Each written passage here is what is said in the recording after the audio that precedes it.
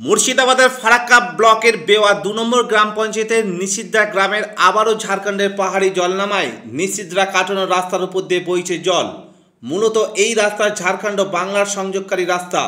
এই সমস্যা এলাকা বাসিন্দাদের প্রতি বছরের। কয়েকদিন ধরেই ভারী বৃষ্টির কারণে ঝাড়খণ্ডের পাহাড়ি জল নামতে শুরু করে দিয়েছে।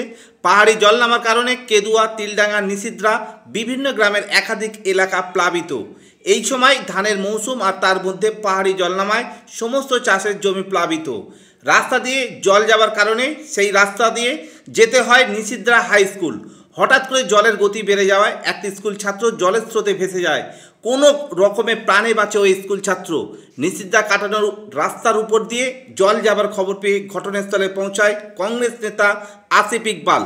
মুর্শিদাবাদ থেকে শেখ সাবিরের রিপোর্ট, এসএস স্টার নিউজ।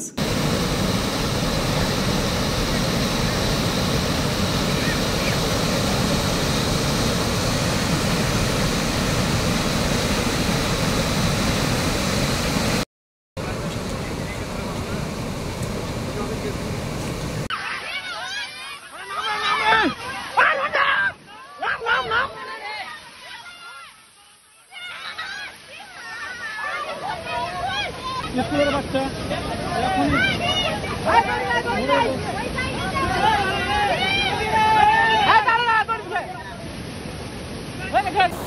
এটা এই এলাকার মানুষের প্রতি বছরের সমস্যা।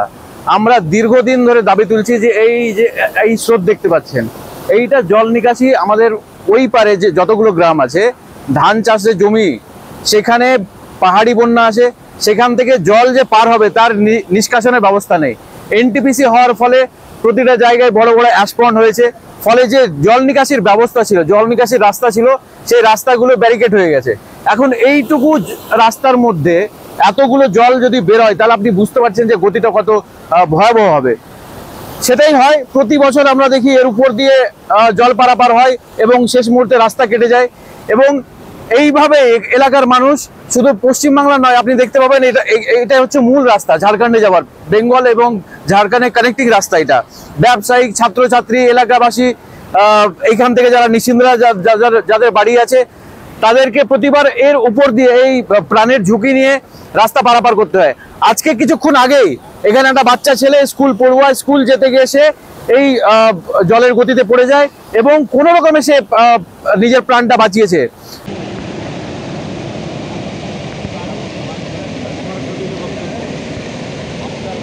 এখন এই ঘোলা জলে মাছ ধরতে এখন অনেকেই আসবে।